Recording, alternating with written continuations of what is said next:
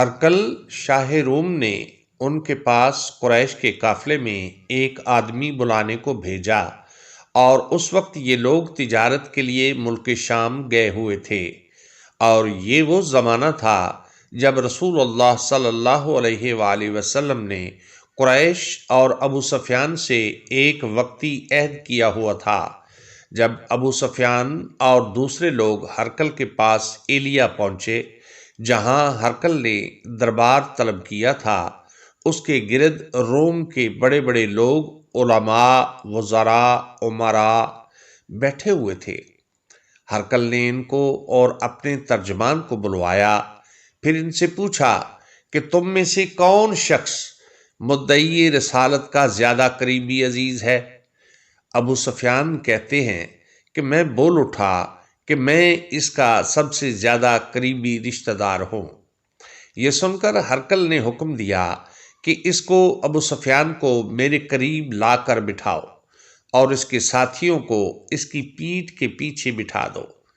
پھر اپنے ترجمان سے کہا کہ ان لوگوں سے کہہ دو کہ میں ابو سفیان سے اس شخص کے یعنی محمد صلی اللہ علیہ وآلہ وسلم کے حالات پوچھتا ہوں۔ اگر یہ مجھ سے کسی بات میں جھوٹ بول دے تو تم اس کا جھوٹ ظاہر کر دینا۔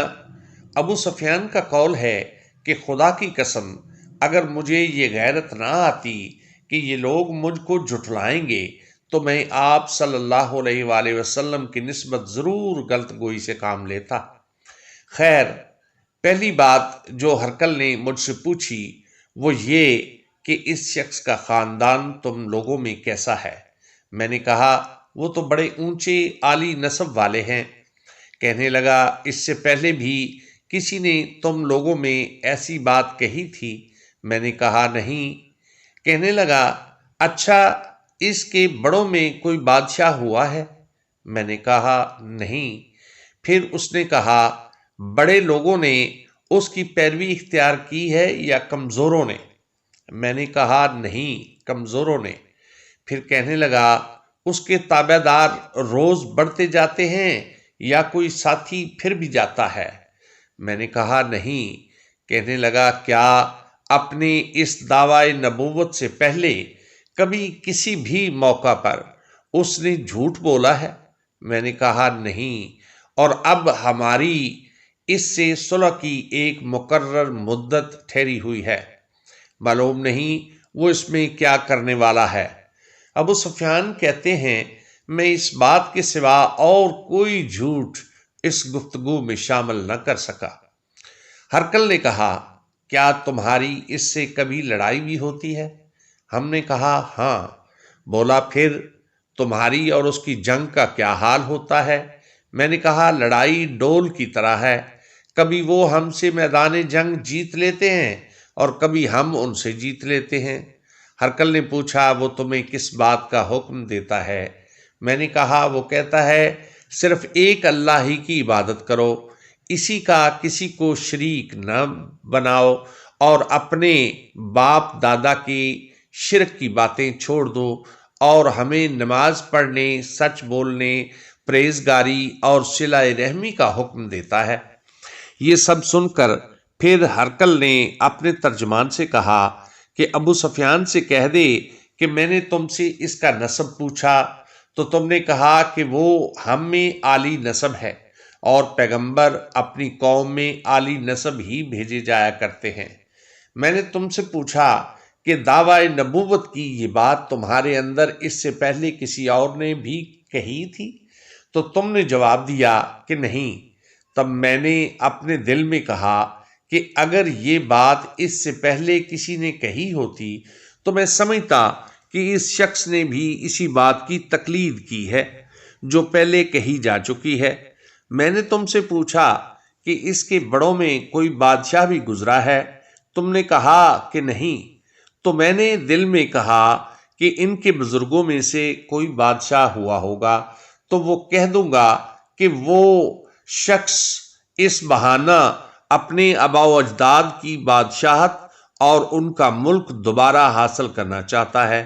اور میں نے تم سے پوچھا کہ اس بات کے کہنے یعنی پیغمبری کا دعویٰ کرنے سے پہلے تم نے کبھی اس کو دروغ گوئی کا الزام لگایا ہے؟ تم نے کہا کہ نہیں۔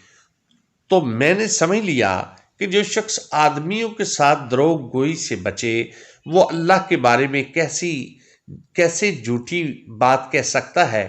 اور میں نے تم سے پوچھا کہ بڑے لوگ اس کے پیرو ہوتے ہیں یا کمزور آدمی؟ تم نے کہا کمزوروں نے اس کی اتباع کی ہے۔ تو دراصل یہی لوگ پیغمبروں کے متابعین ہوتے ہیں۔ اور میں نے تم سے پوچھا کہ اس کے ساتھی بڑھ رہے ہیں یا کم ہو رہے ہیں؟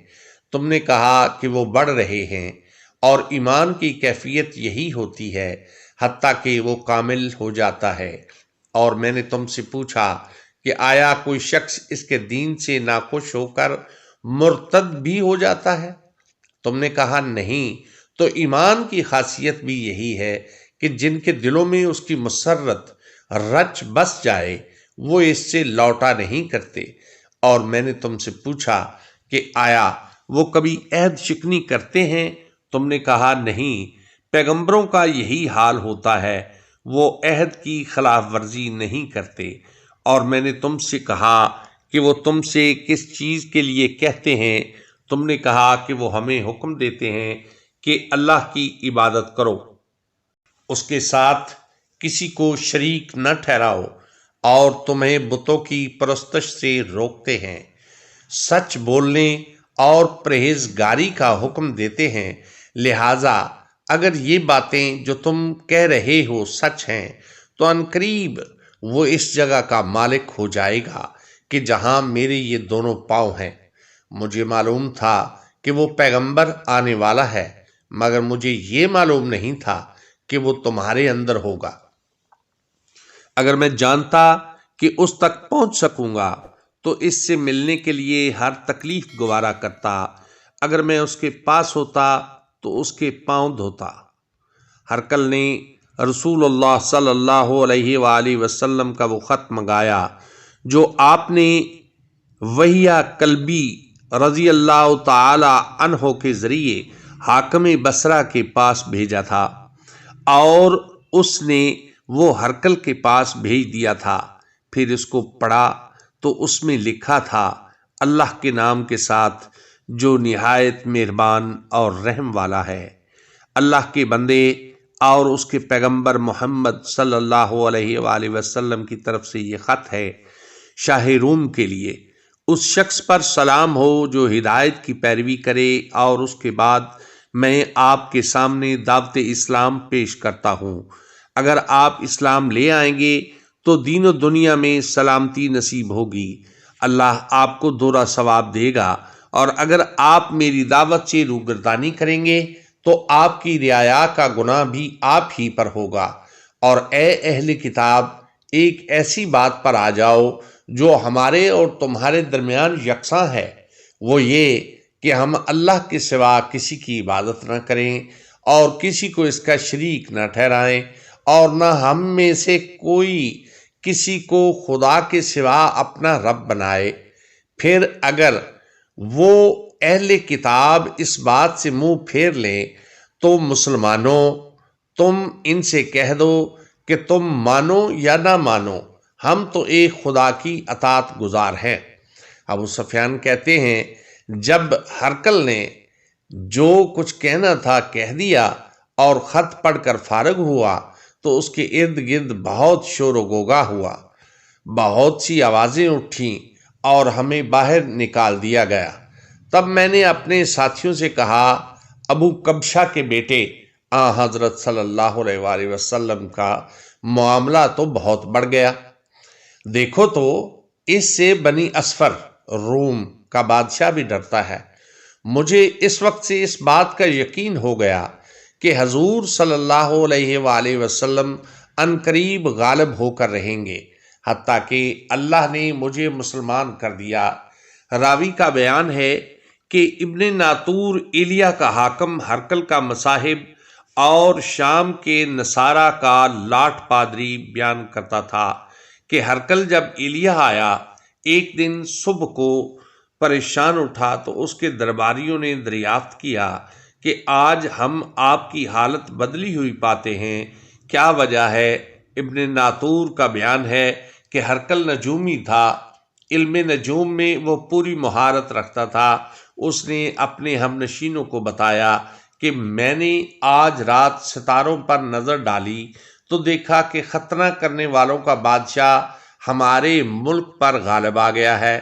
بھلا اس زمانے میں کون لوگ ختنہ کرتے ہیں؟ انہوں نے کہا یہود کے سوا کوئی ختنہ نہیں کرتا، سو ان کی وجہ سے پریشان نہ ہو۔ سلطنت کے تمام شہروں میں یہ حکم لکھ بھیجیے کہ وہاں جتنے یہودی ہوں سب قتل کر دیے جائیں۔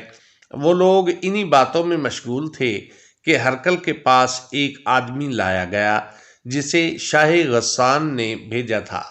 اس نے رسول اللہ صلی اللہ علیہ وآلہ وسلم کے حالات بیان کیے۔ جب ہرقل نے سارے حالات سن لیے تو کہا کہ جا کر دیکھو وہ ختنہ کیے ہوئے ہے یا نہیں۔ انہوں نے اسے دیکھا تو بتلایا کہ وہ ختنہ کیا ہوا ہے۔ ہرقل نے جب اس شخص سے عرب کے بارے میں پوچھا تو اس نے بتلایا کہ وہ ختنہ کرتے ہیں۔ تب ہرقل نے کہا کہ یہ ہی محمد صلی اللہ علیہ وآلہ وسلم اس امت کے بادشاہ ہیں جو پیدا ہو چکے ہیں۔ پھر اس نے اپنے ایک دوست کو رومیہ خط لکھا اور وہ بھی علم نجوم میں ہرقل کی طرح ماہر تھا۔ پھر وہاں سے ہرقل حمص چلا گیا۔ ابھی حمص سے نکلا نہیں تھا کہ اس کے دوست کا خط اس کے جواب میں آ گیا۔ اس کی رائے بھی حضور صلی اللہ علیہ وآلہ وسلم کے ظہور کے بارے میں ہرقل کے موافق تھی کہ محمد صلی اللہ علیہ وآلہ وسلم واقعی پیغمبر ہیں۔ اس کے بعد ہرقل نے روم کے بڑے آدمیوں کو اپنے حمص کے محل میں طلب کیا اور اس کے حکم سے محل کے دروازے بند کر لیے گئے۔ پھر وہ اپنے خاص محل میں باہر آیا اور کہا اے روم والو، کیا ہدایت اور کامیابی میں کچھ حصہ تمہارے لیے بھی ہے؟